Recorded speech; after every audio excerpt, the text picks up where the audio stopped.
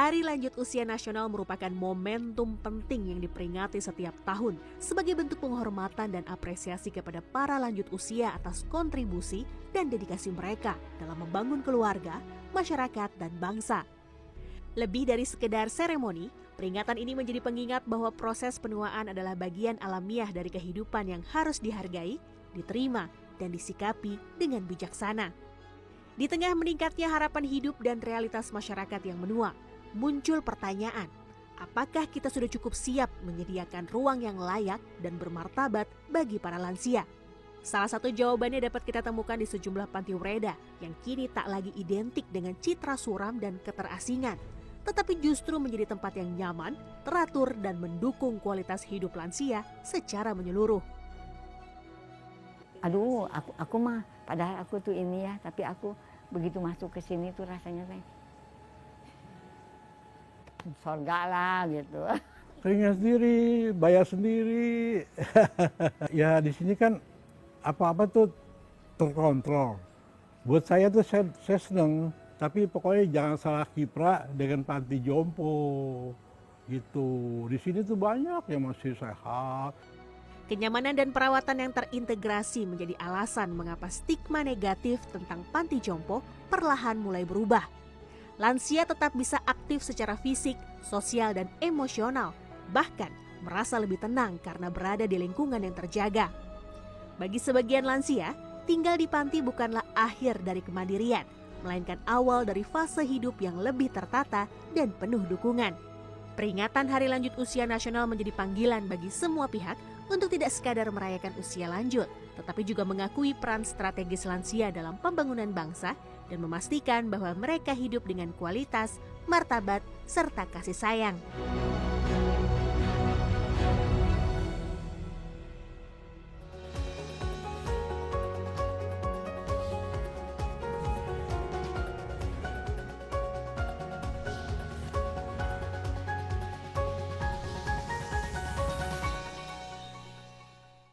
Tanggal 29 Mei biasanya diperingati sebagai Hari Lanjut Usia Nasional. Nah, mungkin tidak banyak ya di antara kita yang tahu bahwa ternyata ada yang namanya itu Hari Lansia. Tapi ini sebenarnya merupakan suatu peringatan yang penting karena menjadi tua ini merupakan nasib dari kita semua. Dan biasanya semakin tambah usia, semakin tua tentu bukan sesuatu yang dianggap secara positif, apalagi kalau ini berarti kita kekurangan mobilitas, kesehatan menurun, sudah pensiun, tidak ada pekerjaan ataupun aktivitas yang lainnya, sehingga mungkin saatnya itu perlu untuk menata kembali, meredefinisikan apa sih artinya bertambah usia, menjadi lansia. Nah, Insight with Desi Anwar saat ini berada di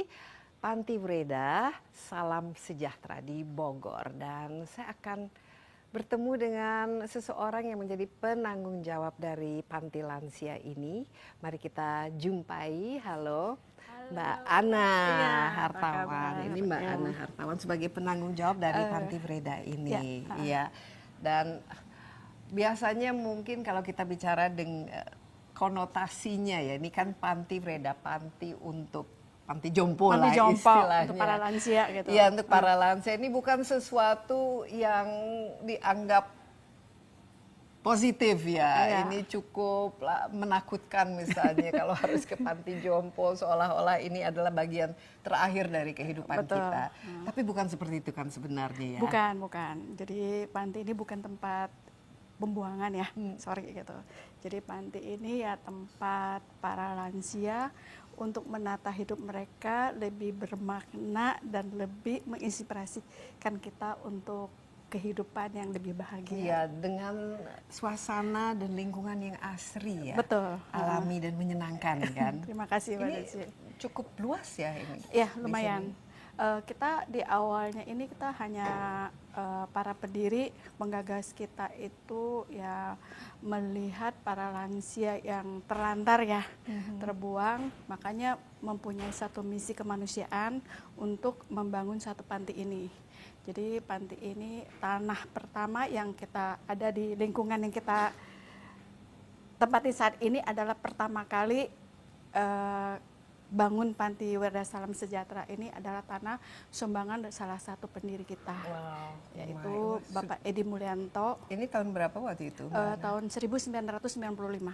Jadi wow, lumayan ya, sudah cukup lama ya, Sudah 30 tahun ya sekarang ya. hampir 29 tahun, udah masuk ke tahun 29.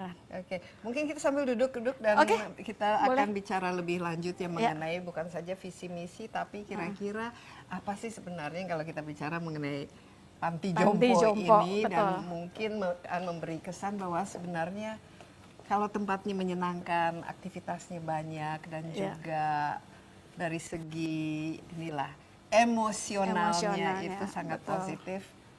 Berada di sebuah panti lansia ini merupakan salah satu pilihan ya bagi kita menjadi tua ya. Betul. Silakan mungkin di Oke. duluan.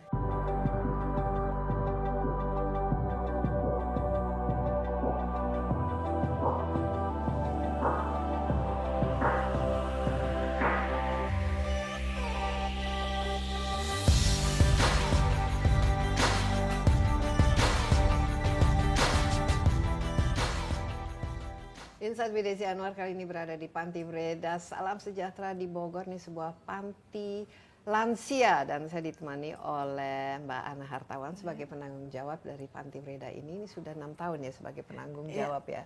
Dan tadi disebut bahwa panti ini sudah hampir berusia 30 tahun, didirikan oleh ada 10 founder ya waktu itu. Betul. Tapi saya tertarik ya, apa yang membuat pada saat itu para founder itu tercetus ide untuk membangun sebuah panti khusus untuk orang-orang lansia, Mbak Ana?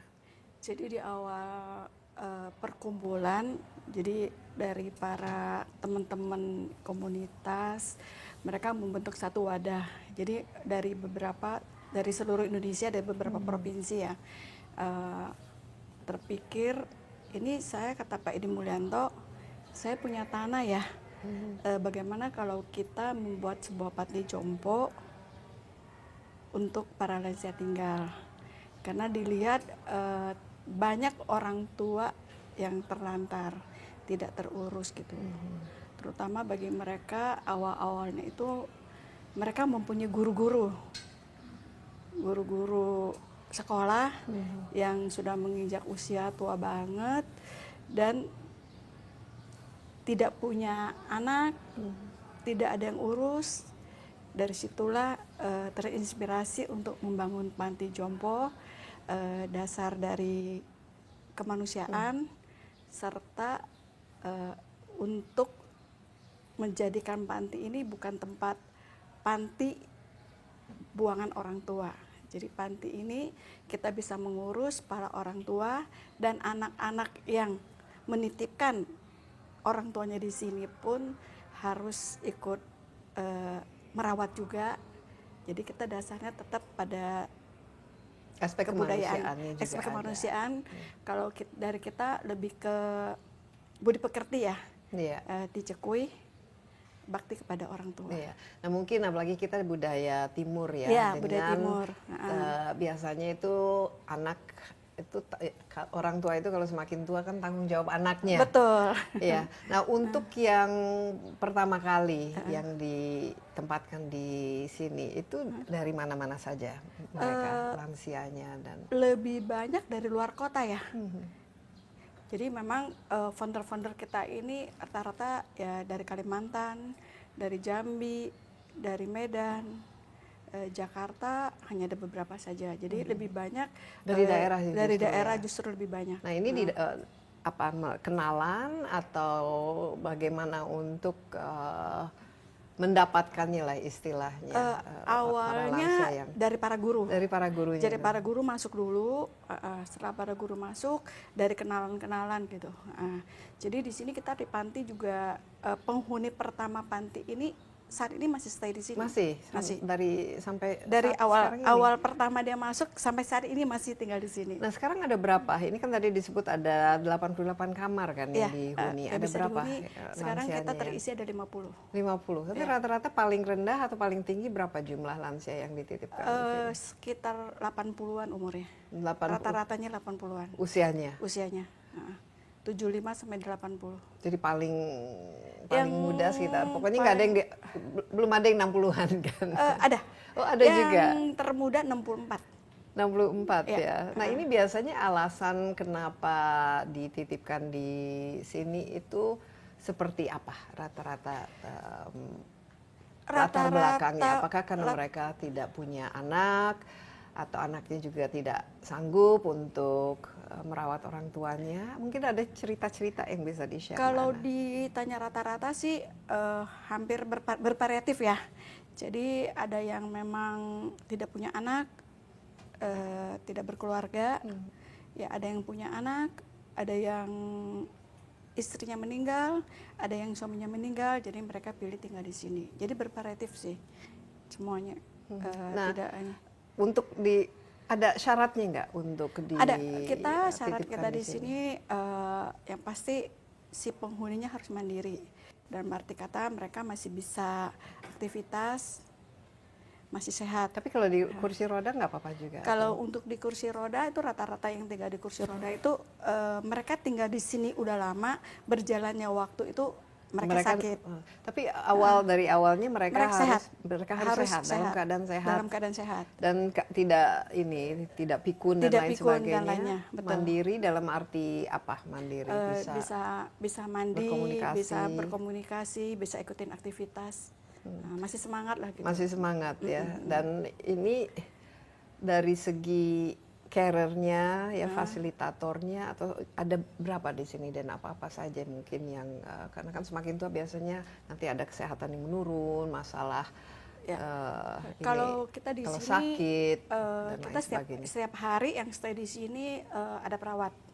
Ada perawat. Ada perawat yang stay yang setiap hari mengecek kesehatan mereka. Ada berapa perawatnya di sini? Perawat kita ada 3. Ada 3. Terus kalau untuk caregiver, untuk umum ya caregiver mengurusin hariannya mereka, kita sekitar ada 15. Ini caregivernya datang dari sini atau harus disediakan oleh para kita keluarga? dari panti. Keluarga tidak menyediakan caregiver.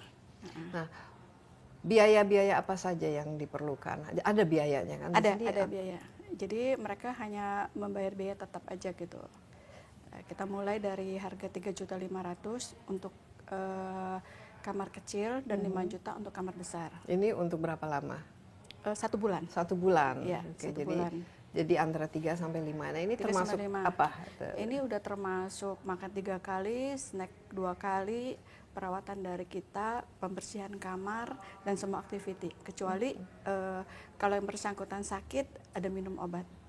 Jadi mereka semua dengan 3.500.000 dan 5 juta mereka udah mendapatkan fasilitas dari kita semua komplit semuanya. Nah, itu biasanya yang membiayai mereka itu apa? Perlu membiayai sendiri atau keluarganya yang membiayai? Apalagi khususnya bagi mereka yang kurang mampu, apakah ada semacam grant begitu atau? Rata-rata keluarga.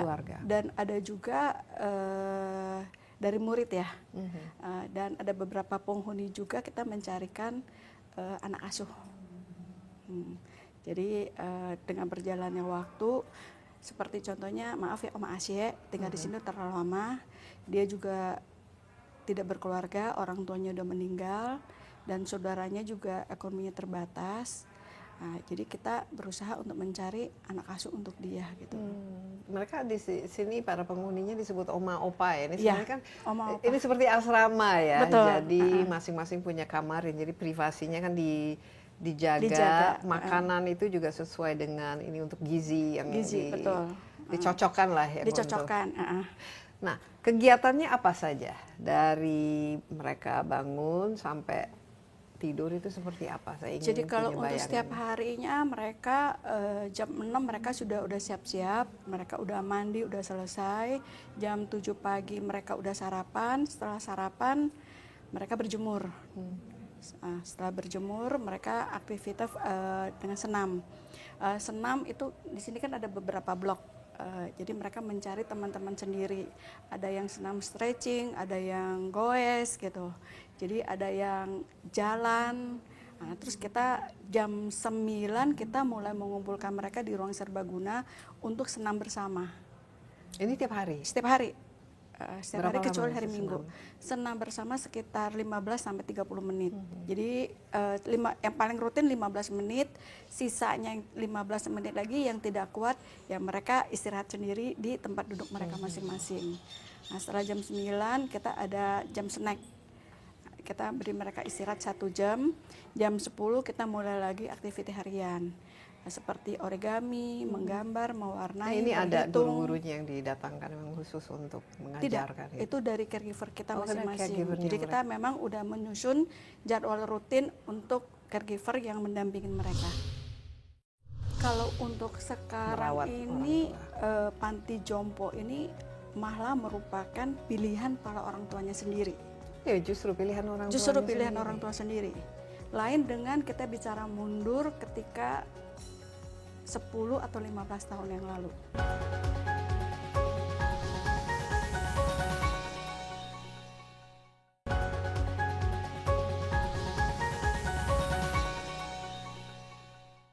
Ini dari kita bicara secara ini ya. Biasanya kalau kita bicara tadi panti jompo Iya. itu mungkin dianggap bagi orang tuanya itu Iya. sendiri, wah jangan dong gitu.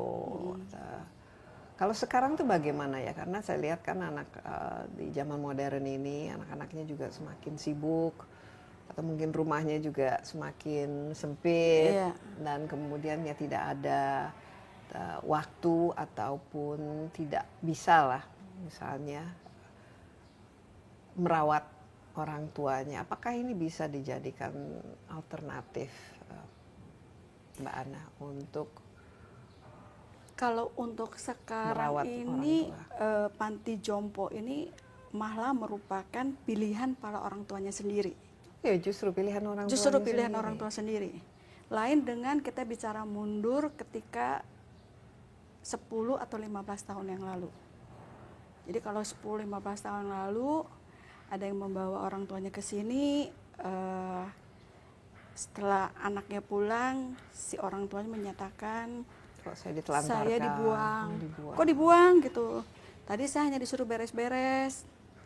Tahu-tahu sampai di sini pakaian saya ditaruh, saya ditinggalin pergi gitu.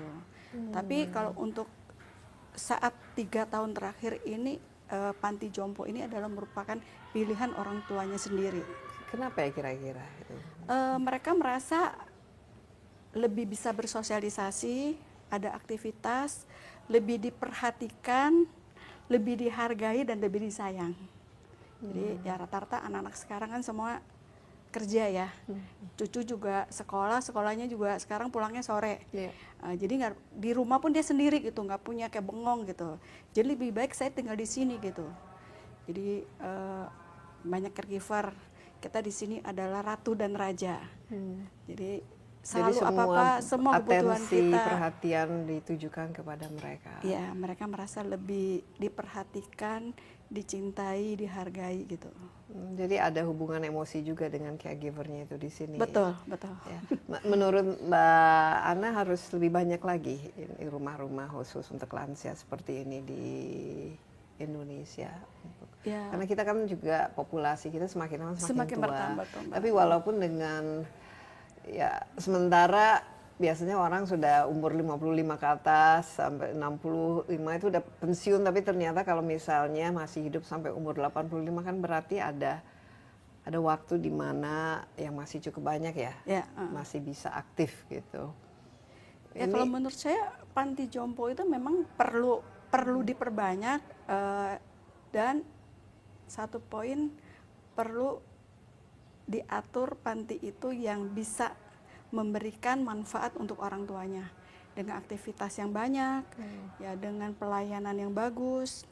Jadi tidak maksud orang tua itu masuk ke panti itu tidak dibiarkan gitu, tidak biarkan mereka tuh tiap hari tidur di kamar aja. Jadi mereka ada kreativitas, jadi mereka bisa berkarya, mereka bisa mengisi harinya, mereka bisa sosialisasi. Itu sangat penting gitu. Mereka juga bisa ini nonton, Ya, bisa ada. bisa Tadi nonton. coba ada ruang karaoke juga Ya, katanya di nonton sini, karaoke nyanyi. bersama, menari bersama itu adalah suatu kebahagiaan bagi Ya, mereka. apalagi kumpul-kumpul ya. Kumpul-kumpul, Biasanya betul. semakin tua kan sepi ya. Sepi. Jadi mereka juga butuh teman teman bercerita, teman ngobrol gitu. Ya pastinya saat ngobrol pasti mereka mundur ya. Masa lalu saya seperti ini, saya sekarang begini. Ya lebih banyak mereka sih kalau bercerita lebih membanggakan keluarga mereka. Tapi ini kan sehat kan, mereka bisa berkomunikasi Betul. kan, daripada merasa tidak berguna, Tidak berguna atau tidak punya tujuan yang jelas gitu. Ya, Tapi untuk memaintain suatu panti seperti ini kan sudah hampir 30 tahun ya. Apa challenge yang terbesar atau tantangan yang untuk ini kan saya lihat lahannya cukup besar, bangunannya juga luas, berarti kan butuh biaya, Betul. butuh fasilitas dan lain sebagainya, itu bagaimana? Ya tantangan terbesar karena ini mungkin sebuah panggilan jiwa ya. Ya kita jalanin, kita harus bersabar, bersyukur bisa ngurus orang-orang tua yang di sini. Yang pasti ya biaya ya. Tapi Dari mana? selama- Kalau dulu kan dari Donat ada foundernya, tapi kalau dari Iya. sekarang bagaimana Jadi untuk kalau untuk kita sekarang ini survive? selama kita bisa memberikan yang terbaik kepada orang tua yang tinggal di panti ini, berkat selalu hadir di Jadi kita. donor selalu ada ya. Selalu ada. Ya, jadi ini sebenarnya suatu ini ya, communal living ya, hidup bersama. Hidup bersama, betul. Dan kalau kita apalagi di kota-kota besar ya, Iya. sekarang banyak yang tinggal di apartemen, kan hidup semakin sendiri-sendiri ya, tidak kurang ya waktu untuk bersosialisasi dan lain sebagainya. Betul. Ini Mbak Ana melihat ini bisa membantu menjaga kebahagiaan. Jadi orang kita tua. kalau bicara untuk apartemen ya, kita yang di blok A yang tadi kita masuk pertama itu awalnya 25 kamar. Kita baru dapat donasi dari satu keluarga. Jadi kita rubah menjadi ruangan untuk suami istri. Jadi terakhir kita ada permintaan dari para lansia, ngapain saya tinggal di apartemen? Jadi kami memilih mau akan tinggal di panti werda ini saja. Oke. Iya, jadi mereka merasa di Lebih apartemen nyaman. Di nggak ada apartemen apa-apa nggak ada gitu. apa-apa ya. Jadi di sini kita lebih nyaman. Jadi kalau kita malas kan kita nggak cari makan. Di sini kita makan 3 kali udah terurus, aktivitas ada Ada taman juga. taman juga, ada perawat juga. Dan bisa hidup jauh lebih sehat ya Betul, sebenarnya. Ya, makanannya juga mereka bisa bercocok tanam Bercocok sendiri. tanam tadi sendiri, kita lihat, betul. ya. Nah kalau misalnya dari ini ke depan ya, apa kira-kira peran pemerintah itu harusnya seperti apa dalam kaitan dengan menjaga kualitas hidup lansia kita khususnya di Indonesia, Mbak Ana? Ya peran pemerintah mungkin lebih mensupport kita ya, panti-panti yang ada di Indonesia dan bisa membantu kita dengan sosialisasi lebih ke kesehatan ya. Kita butuh sosialisasi para perawat kita, memberikan edukasi kepada caregiver kita, dan lebih memperhatikan kita, keberadaan kita di sini, segala perizinan, segala kebutuhan Itu dimudahkan. itu ya? dimudahkan. Selama ini seperti ada tidak terlalu kita mudah. sangat berterima kasih kepada pemerintah Kota Bogor ya. Sampai saat ini kita sangat diperhatikan. Jadi dari Dinas Sosial, Dinas Kesehatan, Balai Kota sangat mensupport keberadaan panti ini. Iya, ya seharusnya memang demikian. Betul, karena ini betul. kan merupakan tanggung jawab juga ya Iya. bagi pemerintah ya. Iya. Bukan saja keluarga, kita kan semua ya mau tidak mau sekarang banyak sekali tantangan nih, banyak sekali kebutuhan dan menjaga demografi supaya tetap bisa berkarya. Iya, betul. Apalagi katanya Indonesia emas tahun 2045, Tahun yang 2045. ada mungkin Indonesia perak ya karena rambutnya Sudah berubah. sudah berubah. Sekarang wishlistnya untuk ke depan ya, apakah ada rencana untuk ekspansi atau bagaimana meningkatkan jumlah, karena ini tadi hanya baru 50 ya 50, kamar, padahal kapasitasnya kan Iya. masih lebih banyak lagi. Lebih banyak lagi. Nah, kira-kira apa yang perlu dilakukan supaya lebih maksimal lah ini? Kita sih berharap kalau untuk penambahan penghuni ya pasti harapan kita sebagai pengelola panti pasti iya ya. Cuman untuk menerimanya ini kita bukan saja kita menampung ya, tapi kami harus bertanggung jawab untuk si penghuni ini untuk aktivitas dan kita bisa memberikan pelayanan yang terbaik. Jadi kita akan berusaha. Jadi ada untuk seleksi mencari- juga sebelum diterima. Kita seleksi dari keluarga kooperatif, keluarga bisa menerima SOP kita, dan si lansia juga bersedia untuk mengikuti aktivitas harian. Gitu.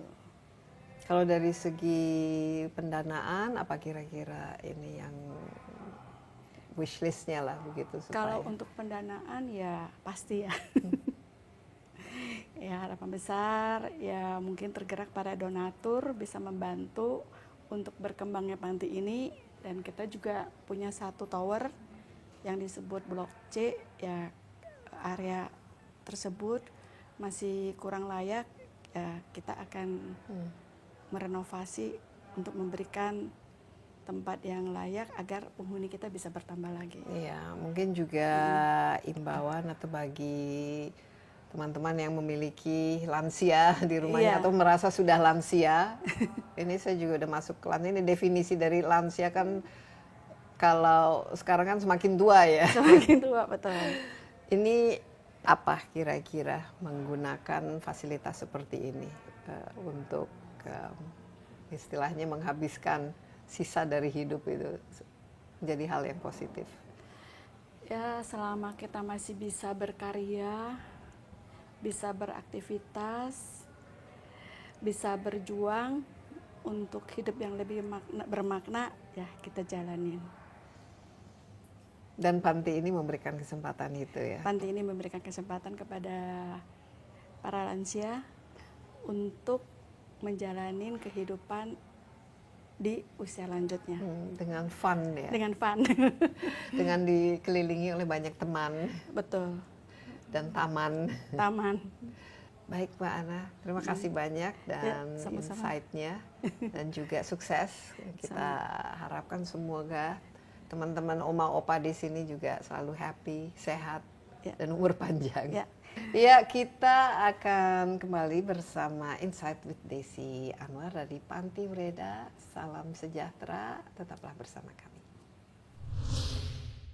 Jadi usia biologis seseorang itu belum tentu sama dengan usia kronologisnya, dan itu yang kita upayakan supaya jangan sampai seseorang itu usianya 60 tahun tapi usia biologisnya itu sudah jauh melampaui 70 tahun, 80 tahun.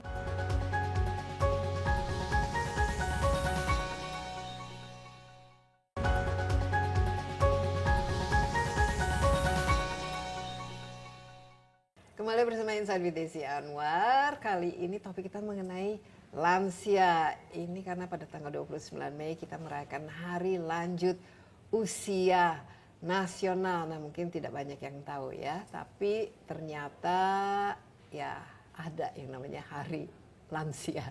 Dan menurut saya itu perlu dirayakan karena kita semua ini semakin lama semakin tua ya. Betul. Termasuk saya sendiri ya.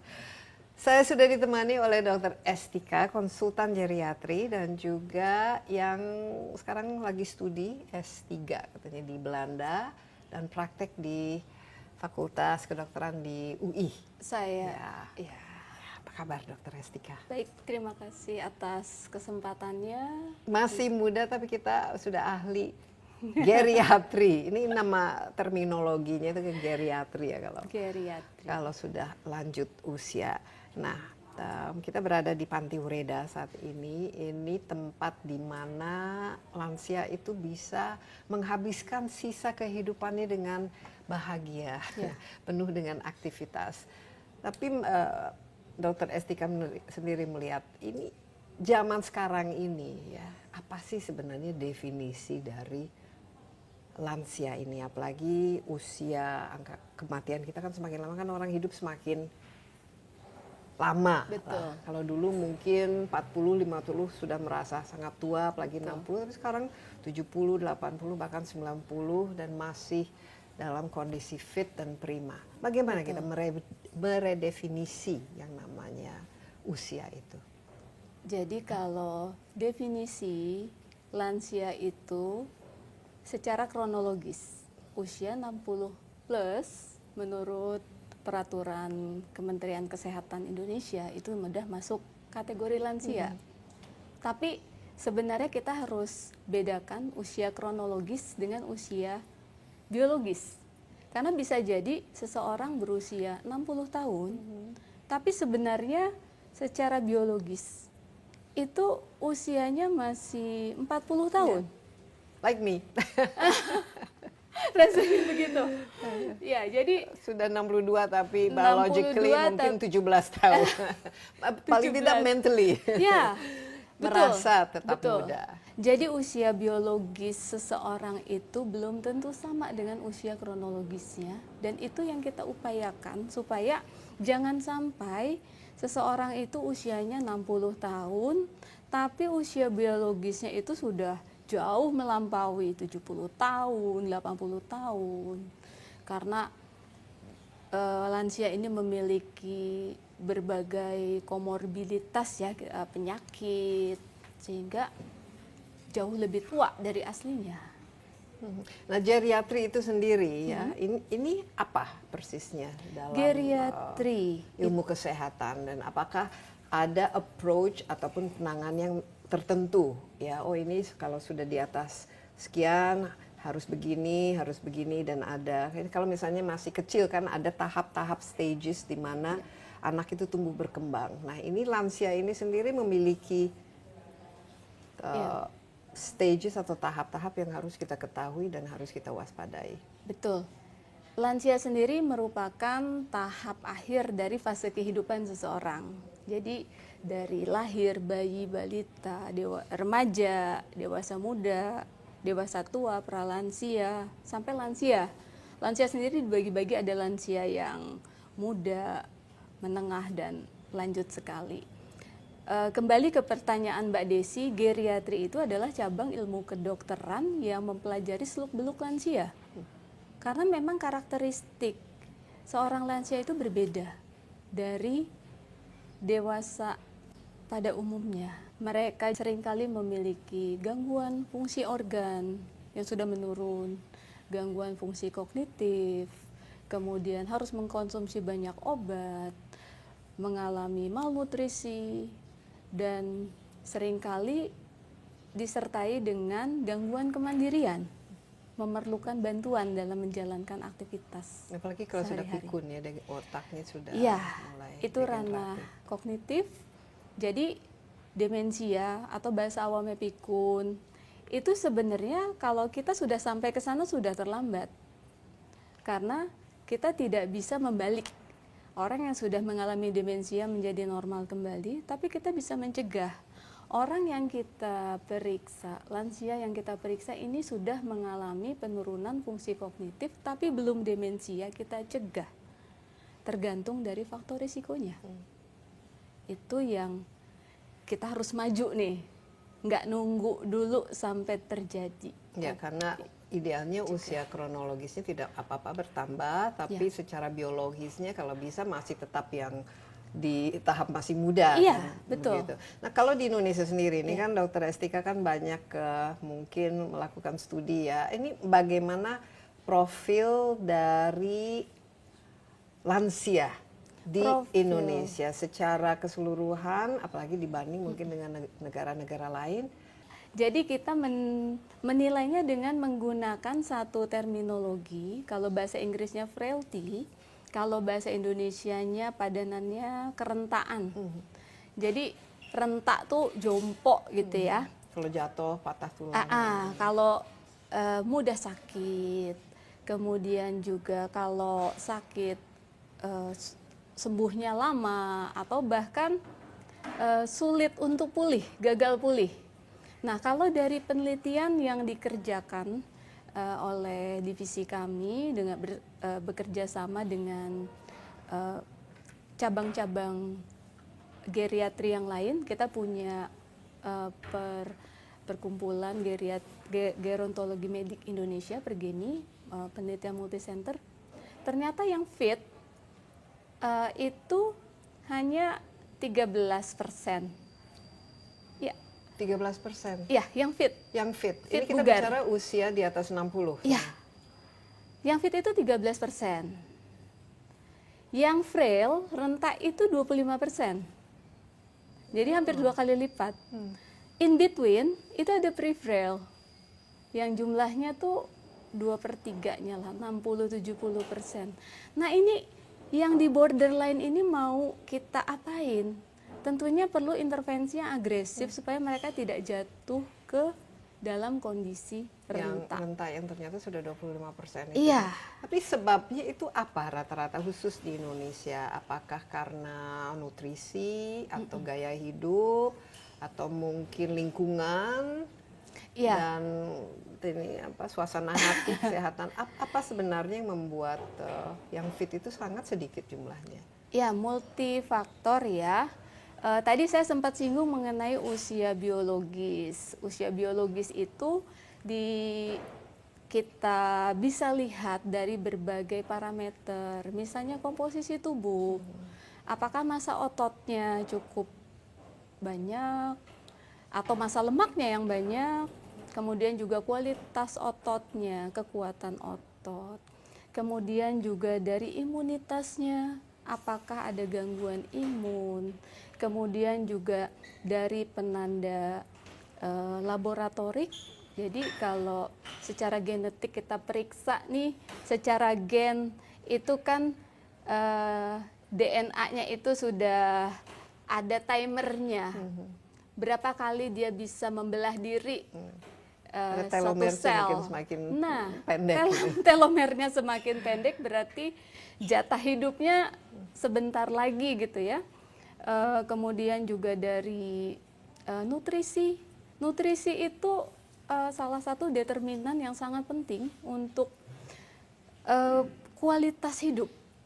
Dikatakan bahwa seorang lansia yang mengalami malnutrisi itu mengalami risiko mengalami kematiannya lebih tinggi dibandingkan dengan yang mempunyai gizi baik. Investasi itu nggak cuman secara finansial, tapi juga secara kesehatan, baik itu kesehatan fisik, kesehatan mental, kognitif, dan sosial.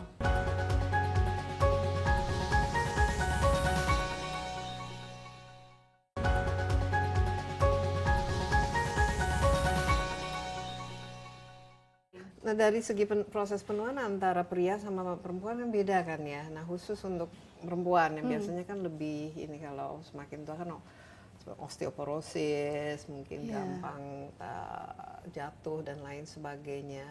Ini kelihatan perbedaan kualitas penuaan gitu antara laki dan perempuan. Yang terlihat nyata adalah kondisi-kondisi yang dipengaruhi oleh status hormonal. Karena wanita mengalami menopause. Dan pada saat wanita mengalami menopause, maka terjadi penurunan kadar estrogen sehingga faktor risiko kardiovaskularnya meningkat. Sama dengan pria. Jadi bisa ini ya, Iya. hipertensi. Iya, tapi memang tidak hanya satu faktor aja ya. Karena secara umum wanita itu kalau ada keluhan akan lebih cepat datang ke fasilitas kesehatan, ke dokter. Dibanding laki. Kalau laki-laki mungkin mereka Enggak tetap pernah. saja merokok mungkin. tidak datang, tapi begitu datang sudah berat. Ya, sudah Iya. berat, sudah langsung. Betul. Padahal mungkin sudah lama ya diderita, ya, sudah kronis Iya. ya. Makanya penting sekali untuk memeriksakan kesehatan secara berkala. Walaupun kita merasa nggak sakit kok, tapi kan yang menentukan apakah kita sehat atau mungkin tidak sakit tapi sudah mulai ada kelainan dan sudah bisa diobati, itu penting. Oke, nah Dr. Estika ini mengingat ya usia kita juga sekarang kan lebih makin panjang kan, tapi bukan berarti kualitasnya itu kan semakin baik ya. Nah, supaya lebih dari 13% ini yang fit ya. Iya. Apa dan kapan pencegahan ini harus dilakukan untuk memastikan bahwa kualitas kita kalau sudah tua itu tidak terlalu drop Iya. dibanding ketika masih muda. Dan Tentu gaya hidup seperti apa yang harus gaya kita jalankan? Ya, tentu pencegahan lebih baik daripada mengobati karena mengembalikan itu lebih susah. Dan kita nggak bisa bergerak sendirian. Oleh karena itu, tim geriatri itu selalu terdiri dari satu tim kolaborasi. Ada dokter penyakit dalam yang subspesialis geriatri, ada dokter rehabilitasi medik, ada dokter psikiater yang memang mengkhususkan diri pada lansia, psikogeriatri, ada nutrisionis, farmasis, dokter-dokter dari berbagai disiplin ilmu, jadi interdisiplin. Jadi kita mengobati pasien sebagai pasien, bukan mengobati penyakitnya, karena kalau kita bikin daftar mungkin 15 penyakit gitu. Tapi apa Jadi sih nanti 15 spesialis tujuannya? hanya untuk penyakit. Kita saling bertukar pikiran. Apa yang mesti kita lakukan pada pasien ini, kemudian kita juga ajak ngobrol pasiennya. Kalau pasiennya punya fungsi kognitif yang bagus, bisa mengambil keputusan. Kalau tidak, keluarga terdekat. Tapi rasanya sih kalau di Indonesia tuh keluarga masih berperan besar ya. Jadi kalau kita ngobatin satu pasien geriatrik, kita ngobatin satu keluarga tuh.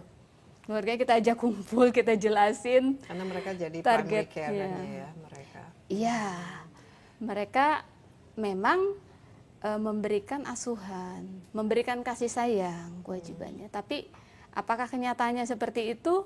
Nah, bagaimana? Apa yang perlu disiapkan supaya kita bisa melakukannya dengan baik? Growing old gracefully, Successful aging successful aging, and meaningful meaningful aging, Ya, memang and still active. with dignity. Memang investasi itu nggak cuman secara finansial, tapi juga secara kesehatan, baik itu kesehatan fisik, kesehatan mental, kognitif, dan sosial. Itu yang kita jaga. Kembali lagi, gaya hidup yang sehat, istirahat cukup, kemudian makan makanan yang sehat, melakukan physical exercise dengan rutin, sesuai dengan toleransi kemampuan fisiknya ya. Biasanya dokter akan merekomendasikan jenis olahraga yang cocok, dan Paling tetap bagus sebenarnya, menjaga paling bagus untuk interaksi lansia itu apa ini olahraganya? Ada dua sebenarnya kan jenis olahraga itu, ada yang sifatnya kardiorespirasi untuk memperbaiki fungsi jantung, Sirkulasi paru, darahnya. mengoptimalkan, dan ada yang resistance training, melatih otot. Keduanya harus dikerjakan secara bergantian. Jadi kalau kardiorespirasi minimal setiap hari keluar rumah jalan kaki setengah jam. Ya, atau jalan rasanya itu paling aman. Atau misalnya bersepeda, sepeda statis deh kalau takut jatuh gitu. Atau berenang, nggak bisa berenang, main jalan di air aja juga oke gitu. Kemudian resistance training bisa ada yang suka yoga, pilates, tapi juga banyak latihan-latihan yang bisa dikerjakan di rumah, sederhana, dengan melakukan manuver ya, gerakan-gerakan pembebanan sedikit-sedikit untuk merangsang pembentukan otot. Dan asupan makanannya juga proteinnya harus cukup, vitamin D dan kalsiumnya juga bagus. Makanya kan ada hari lanjut usia nasional ini kan untuk membangkitkan awareness, memberikan apresiasi kepada warga lansia, kemudian juga meningkatkan awareness bagi keluarga, masyarakat, negara. Ayo dong, ini populasi rentan yang wajib dapat perhatian.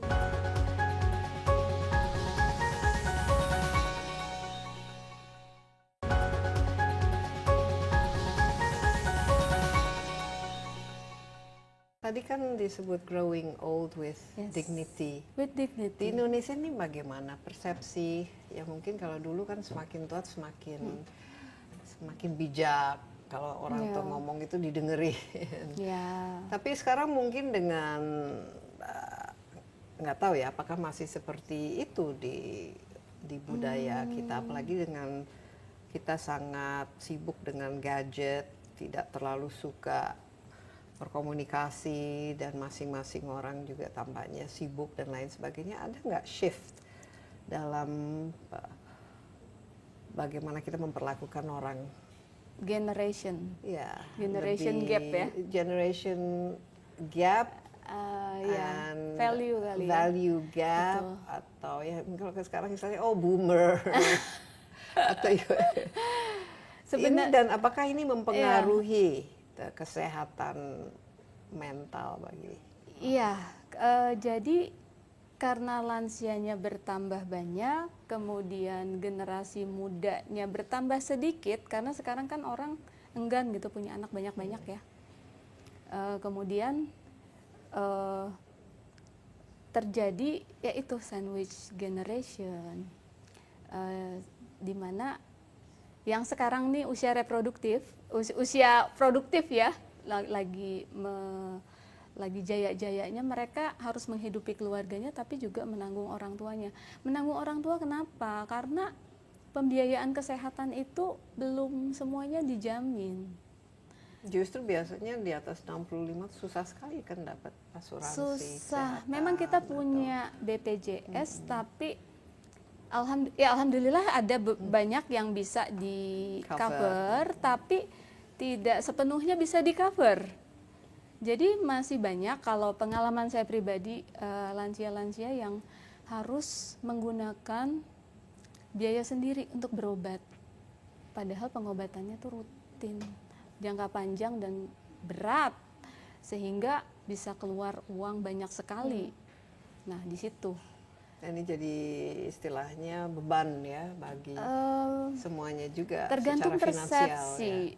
Tergantung persepsi. Jadi memang apakah harus mengandalkan anak? Enggak juga. Kasihan juga anaknya. Kasihan apalagi juga. kalau Jadi kerjanya juga gajinya pas-pasan. Betul. Anaknya punya. kalau mau memang persiapkan sejak dini nih. Sebelum masuk lansia, persiapkan kesehatan, persiapkan juga finansial, karena saya pernah ngasih nasihat ke pasangan suami istri, ibu bapak, jangan habiskan tabunganmu untuk pernikahan anakmu karena ibu bapak harus menyiapkan dana pensiun. Ini penting, jangan dihambur-hamburkan Iya. untuk yang sesaat ya. Sesaat, Ya. tapi harus berpikir panjang. Tapi untuk care ya, deh, menurut ini kita kan sekarang di sebuah panti, Ya. sebenarnya panti jompo ya. Ya. Ini alternatif untuk di mana dan bagaimana kita menghabiskan hidup kita dengan tahun-tahun terakhir ini, idealnya itu seperti apa? Karena kan tadi disebutkan kalau tinggal sendiri juga kesepian, Nggak aman, tapi kesepian. tinggal sama anak juga mungkin yang anaknya nggak pernah ada di rumah atau mungkin merasa sendiri juga. Jadi apa alternatif Iya. bagi orang yang semakin Di lama Indonesia? makin tua? Di Indonesia dan mungkin di luar negeri juga seperti apa? Kalau di luar negeri itu sudah banyak pilihan dan bisa dikatakan terjamin hidupnya, nggak usah pusing mikirin biaya kesehatan, kemudian juga panti beredanya bagus sekali. Nah, ini salah satu panti bereda yang bagus, saya tadi sempat lihat-lihat. Tapi memang ada panti bereda yang bagus gitu ya, bagus banget. Ada juga yang ya mungkin karena budgetnya sedikit mepet, jadi malnutrisi itu seadanya. Iya, makanya kok kejadian malnutrisi itu banyak sekali terjadi di panti bereda yang mungkin budgetnya sangat terbatas. Jadi ini nih, kalau dibiarkan menjadi, jangan-jangan prevalensi frailty kita enggak 25% lagi, naik lagi. Itu yang kita khawatirkan. Rata-rata sekarang dengan orang tua mereka memilih apa? Tinggal Kalau- di rumah dengan anak atau tinggal sendiri atau Iya. ya memilih untuk berhidup Di dalam satu sini. komunitas yang isinya orang yang seinilah senasib lah istilahnya. Peer group Peer ya. group ya. Bisa jadi pilihan terakhir. Artinya kita ajak dulu orang keluarga, kita temu kenali aset di keluarga. Aset ini bukan berarti harta, warisan, bukan, tapi anaknya ada berapa, perannya apa, bagaimana lingkungan di rumahnya, itu aset. Untuk menentukan ini bisa tinggal di rumah sendiri atau rumah anak.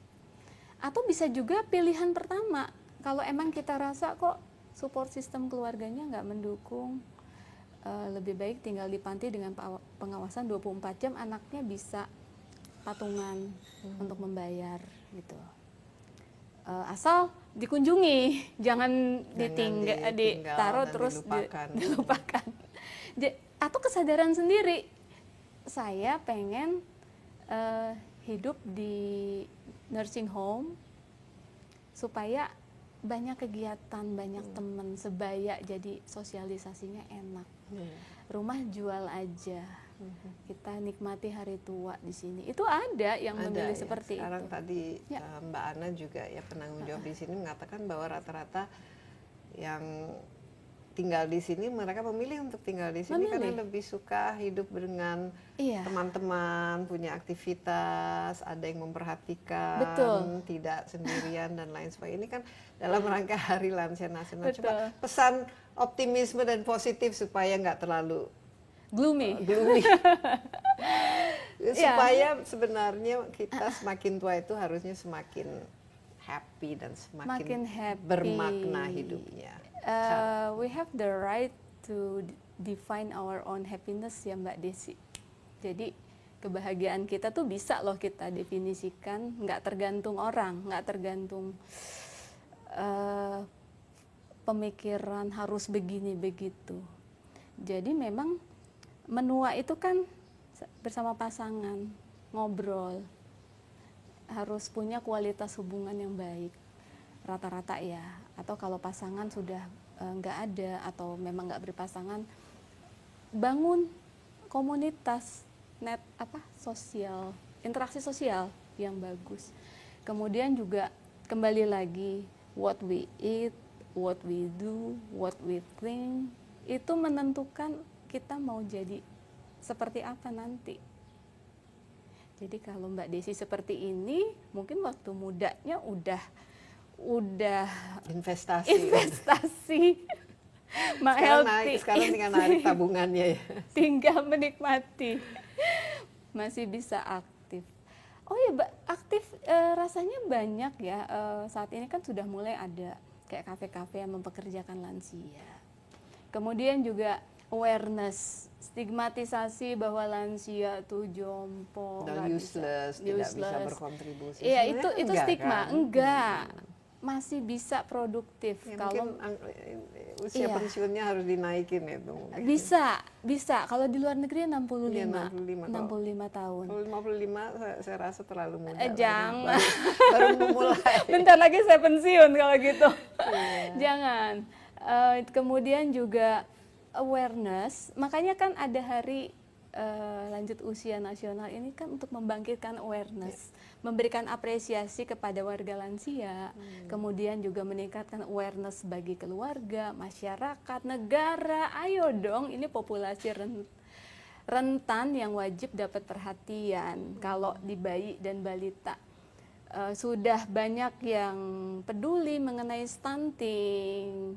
Nah, di lansia juga kita punya fenomena yang namanya frailty.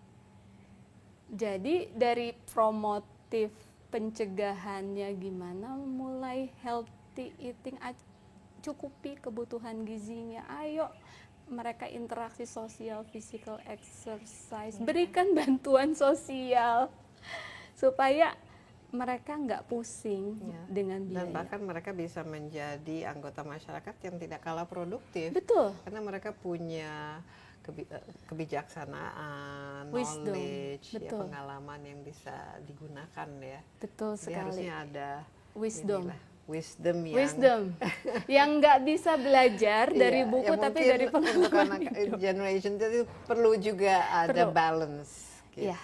Baik. Balance. Terima kasih banyak Dr. Estika. Sama-sama, Dan Mbak kita Desi juga Anwar. mengharapkan bahwa ya lansia itu sebenarnya ini mindset ya. You're only as old as you feel. Bisa saja tua, Iya. tapi kalau kita menjaga kesehatan secara mental kita merasa selalu masih muda, masih optimis, saya rasa kita bisa melewati hari-hari lansia kita dengan penuh bermakna. Ya, demikian Insight with Desi Anwar kali ini. Terima kasih juga atas perhatian Anda. Jangan lupa Anda juga dapat menyaksikan acara ini di cnnindonesia.com dan di YouTube CNN Indonesia Insight with Desi Anwar. Sampai jumpa, stay safe. Bye-bye.